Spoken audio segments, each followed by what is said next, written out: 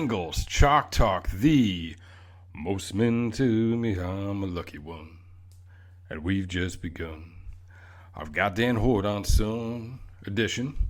That's, of course, a tip of the hat to my guest today, Dan Hoard, who, in addition to being the radio voice of the Bengals, hosts the Bengals Booth podcast. And on that podcast, he names every episode after a song and likes to start off the podcast by singing a few bars. So, tip of the hat to my guest, Mr. Hoard. So, without any further ado, because we all hit ado, here is my interview with Dan Hoard.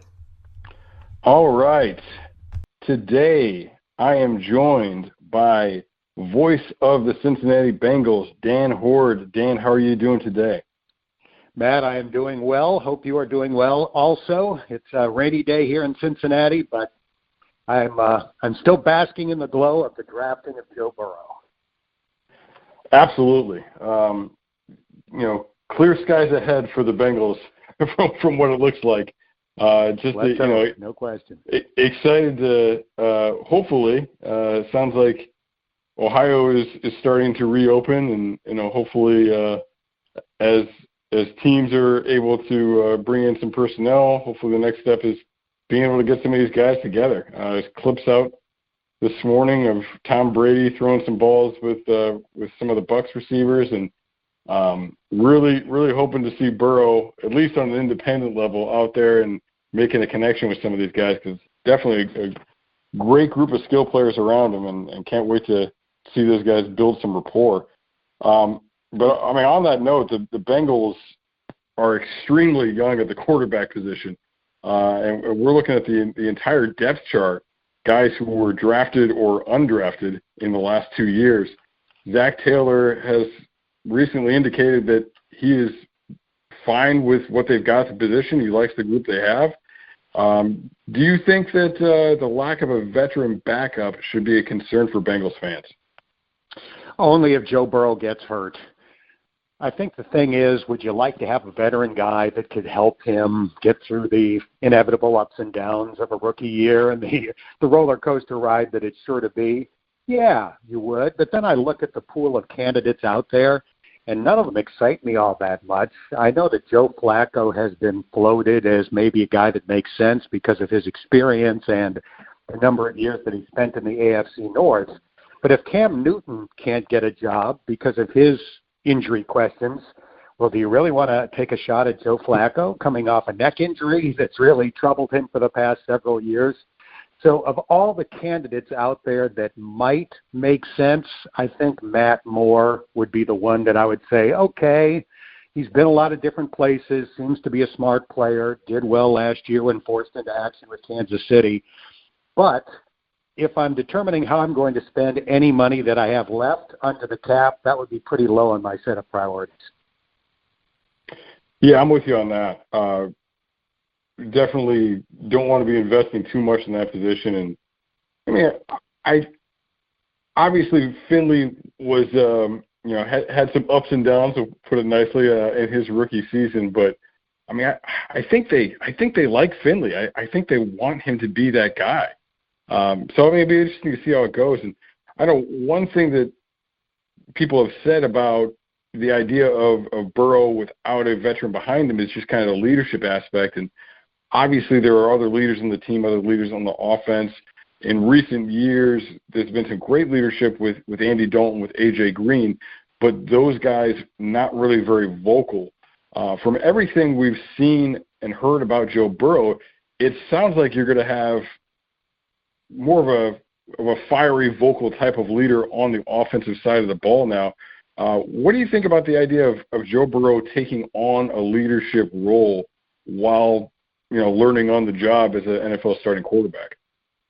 I think that's one of the things that excites me most about him, and I think that's one of the major reasons why it was a no-brainer to take him number one overall. Of all the many things that we like about him, that's very high on the top of the list, the leadership that he displayed in his 2 years as the starter at LSU, and even everything we heard about him before that at Ohio State. Even though he wasn't playing there those guys looked at him as somebody who had those great leadership qualities. I spent a lot of time talking to UC head coach Luke Fickell about Joe Burrow, even before there was any chance he would become a Bengal, because he came so close to transferring to the University of Cincinnati. So I've kind of known about that alpha male personality of his for several years, and I do expect him to come in right away and be one of the biggest leaders on this team. I think that that's not uncommon for the quarterback position, and some rookies have it, and I think he seems to be one that will. Yeah, and you see those qualities on the field, but also everything has been written about him and been talked about the offseason at LSU that led up to this championship run was really highlighted by Burrow organizing receivers, getting together, staying after spring practices, coming in on Saturdays throughout the summer, and really getting on the same report. And that's kind of what I was touching on earlier in the intro was I really want to see Burrow starting to do that stuff with these guys because we see in his style of play how important that rapport and kind of one guy knowing what the other guy is going to do is. And definitely going to be a big part of his development is really getting on the same page as all these receivers that the Bengals have. One of those guys is Tyler Boyd, who has shown some leadership qualities himself, from the Miami game where there are those who were calling it the Tuable and at different points during the year thought both of those teams were tanking. And, I mean, you watch the way that guy competed and the way he fought, through a cramp to stand up, to get lined up, to give that team an opportunity at the end of the game. And, I mean, you could see, like, those guys were not quitting on the season, and those guys were not looking to be in position to draft anybody. And to the way he has responded, and it seems to me that he's been the most vocal responding to some of the media that weren't a fan of Joe Burrow to the Bengals and talking about, defeating the myths about Cincinnati and proving people wrong. How do you feel that Boyd is a big part of the leadership on that offensive group as well? Yes, I do. I think Boyd and Joe Mixon are both that way, and I love the way that Boyd not only fought back against people that have taken shots at the team in the off season, but even recently when I think it was ESPN, maybe it was the NFL Network, but one of the two posted something on social media saying, which of these duos do you pick? Joe Burrow to A.J. Green or Baker Mayfield to Odell Beckham Jr.? And, it's not meant to be insulting. It's just a poll.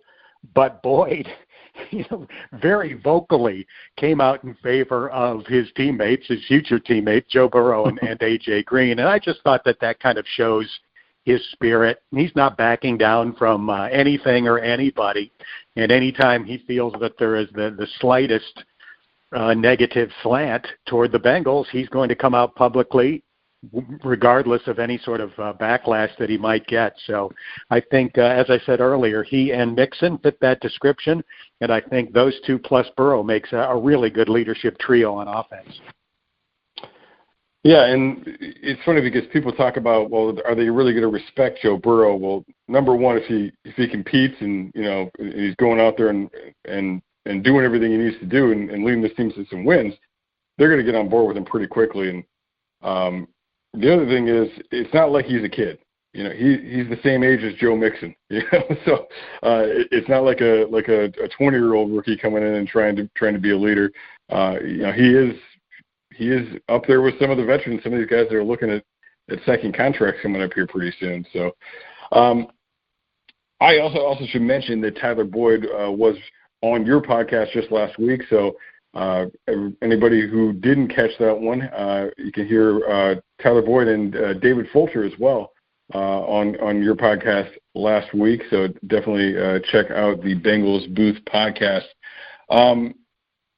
Now, on the note of the receiver position, that has become a major strength of this group. And they've got A.J. Green, Tyler Boyd, John Ross, Auden Tate, and now T. Higgins. the Bengals were primarily in 11 personnel last year, which means they only had 3 receivers on the field. A lot of people like to talk about LSU's empty and all the empty formations that they ran, but while it looked like they had 5 receivers on the field, they were in 11 personnel the majority of the time as well, just with tight ends and running backs split out. So how do you think the Bengals are going to make the most of all the talent they have at the wide receiver position and get all these guys involved? It's a good question. I still think they will be primarily 11 personnel because I think that's the system that Zach Taylor brought with him that worked so well under Sean McVay. Now, the Rams took a little bit of a step backward last year offensively, so maybe the NFL has caught up to some of the stuff that they were doing. But I still think that will be their primary personnel grouping. The fact that they did not draft another tight end after losing Tyler Eifert indicates to me that they're not going to go to more tight ends than they typically did last year, although they played with 2 more often late in the season than they did early in the season. But I would expect the primary group to be 3 wide receivers, 1 tight end. Yeah, so it'll be interesting to see that. And I know, there's the big 3 coming back with Ross, and then a high value pick on Higgins, and a lot of Auden Tate fans out there too, and for good reason. So it'll be interesting to see how they make the most use out of those guys. Now switching over to the defensive side of the ball, another very interesting position that has become recently saturated with talent is linebacker.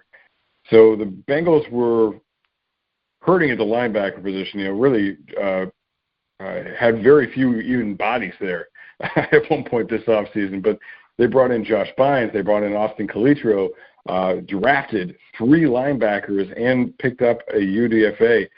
How do you think that they're going to use these linebackers, and what do you think is the plan to get these guys involved?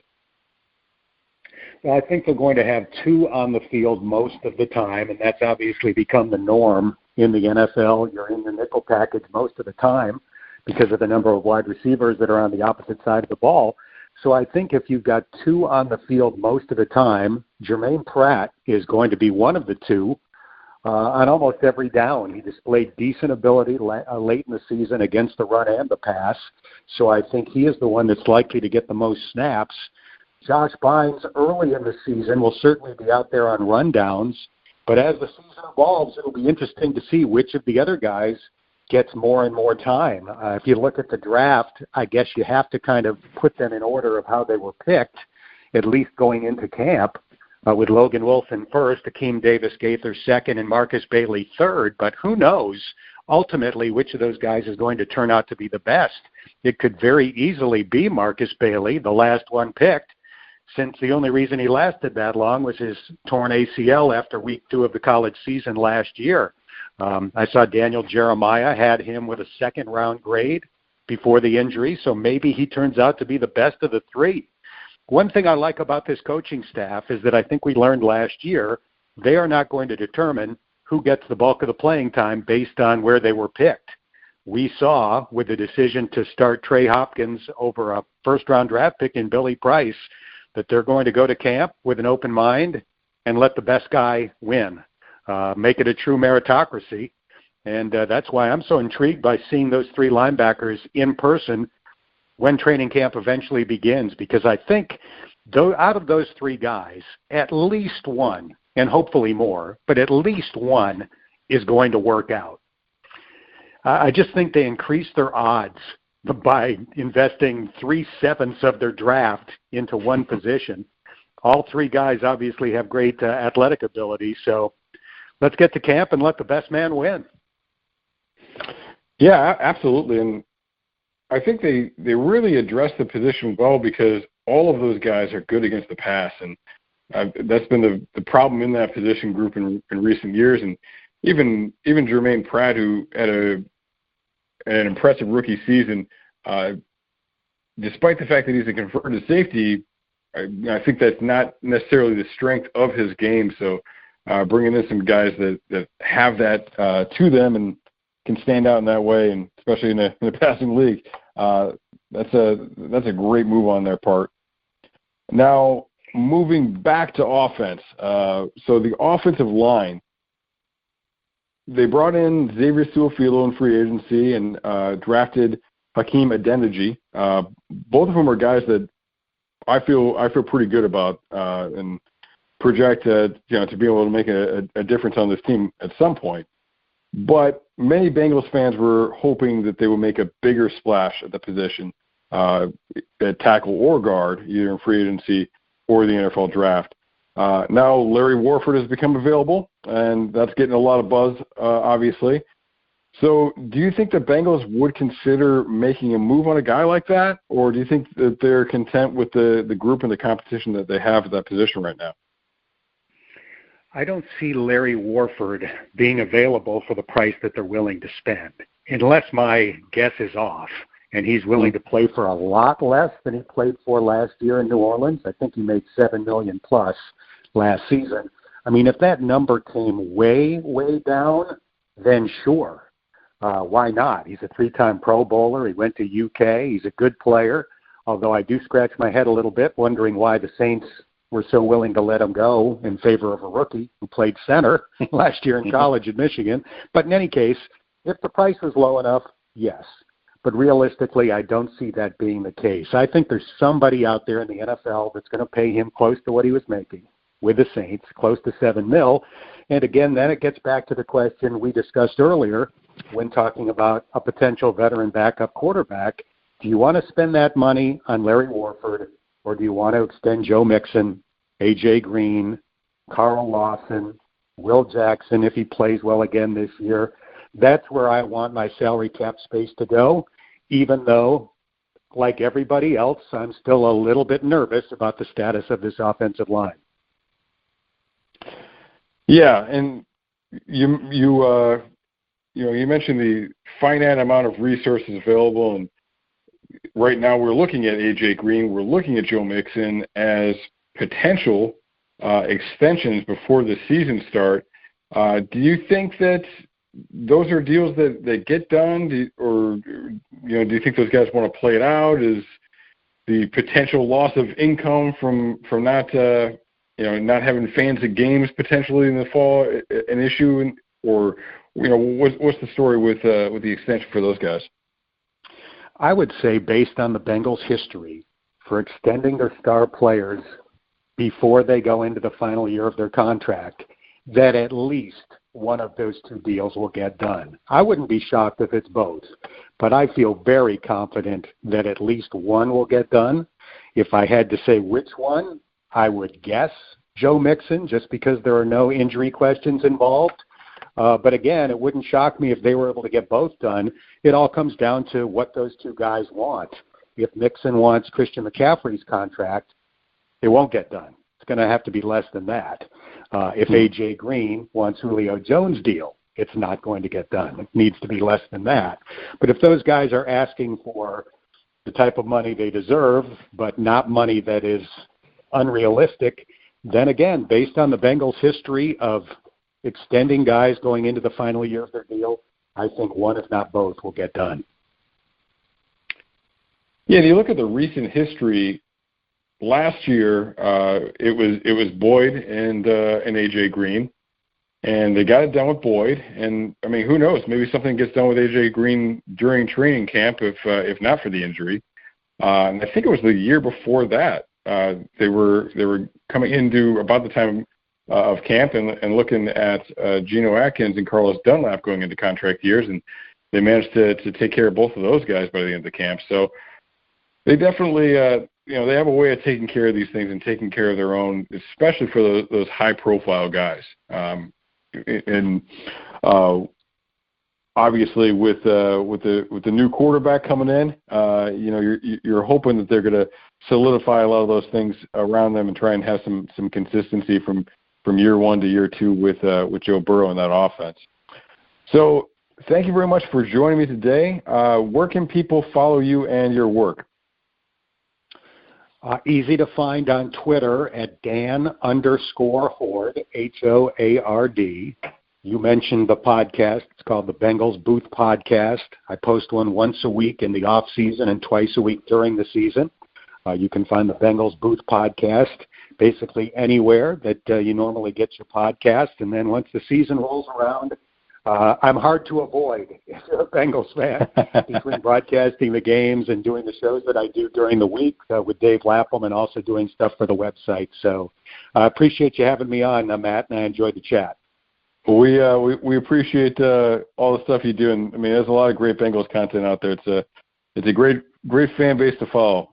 So keep tuned into this podcast channel as well, and we'll keep having great guests like Dan throughout the off season, and talking about those bright skies ahead of us with Joe Burrow in Cincinnati, like we were talking about earlier. So thanks for tuning in today, and hoo day.